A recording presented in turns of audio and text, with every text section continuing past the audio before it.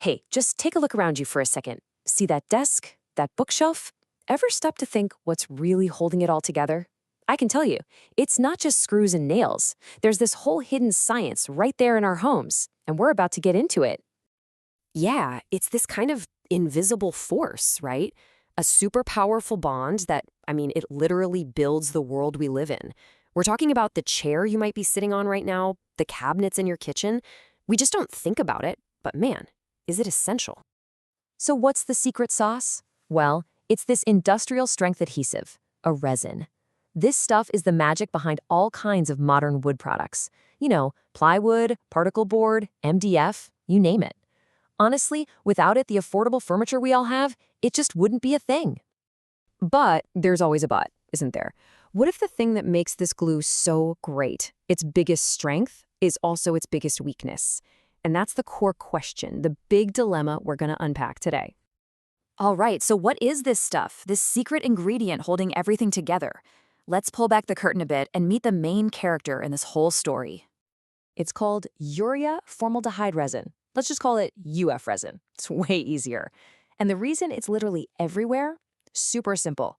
It creates an incredibly strong bond, and here's the kicker, it's really cheap to make. That 1-2 punch makes it the go-to for manufacturers all over the world. And it's kind of wild when you think about it. This heavy-duty glue starts from two pretty simple things. On the left, you've got urea, and on the right, formaldehyde.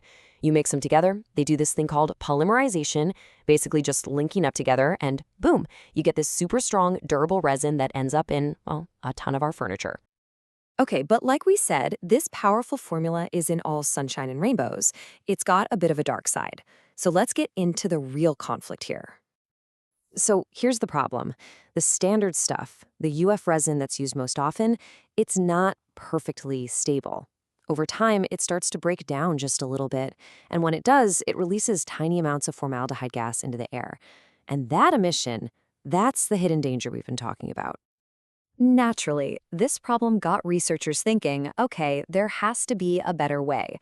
They started hunting for a new recipe, something that could give them all the good stuff from the original, the strength, without the nasty side effects. And they did. They found a really promising contender. See, instead of mixing everything from scratch, this new recipe uses a pre-mixed ingredient called Urea Formaldehyde Concentrate. We'll call it UFC. The big idea was that by starting with this slightly more complex ingredient, the final glue would be way more stable and wouldn't break down so easily. So, this all leads to the big question, the ultimate test. Can you really have your cake and eat it too?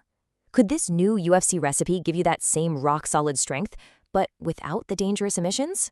Well, there's only one way to find out. It's time for a showdown. And that's exactly what scientists did. They made a bunch of wood panels, some with the old glue, some with the new one, and then they put them through a whole series of tests, a real head-to-head battle. All right, so in this corner, we've got the reigning champ, the standard resin, the one made with formalin. And in the other corner, the challenger, the new and hopefully much safer UFC-based resin. Let the tests begin. First up, round one, the strength test. What you're looking at here is internal bonding strength. Basically, how hard is it to rip the wood apart? The blue bars, that's our champion, the standard stuff. And yeah, it's not even close. The original formula is way, way stronger. A clear win for the champ. Okay, on to round two, the safety test. This chart shows those formaldehyde emissions we were talking about. And whoa, look at this. The tables have completely turned. The red bars, that's our challenger, the UFC resin, are way, way lower across the board. When it comes to safety, the new formula wins, hands down. So where does that leave us? After 2 rounds, we don't have a clear winner, no knockout punch. What we have is a classic puzzle, a really tough choice. We have the great glue dilemma. What the research basically found was this inescapable trade-off. You make the glue safer, but you make it weaker. It came at a direct cost to performance. You could have one, or you could have the other, but you couldn't have both. There's no perfect solution here. So let's break down the final scorecard. For pure bonding strength, the standard resin is the undisputed champ. But for safety, with those much lower emissions, the UFC resin takes the crown. And the UFC resin has this extra bonus for the people actually using it, a longer pot life. That just means the glue stays usable for longer after you mix it, which is great because it means less waste. I mean, the researchers said it best themselves. The UFC resin has lower strength, but it also has lower free formaldehyde, and that means fewer emissions. It really is a direct, unavoidable trade-off.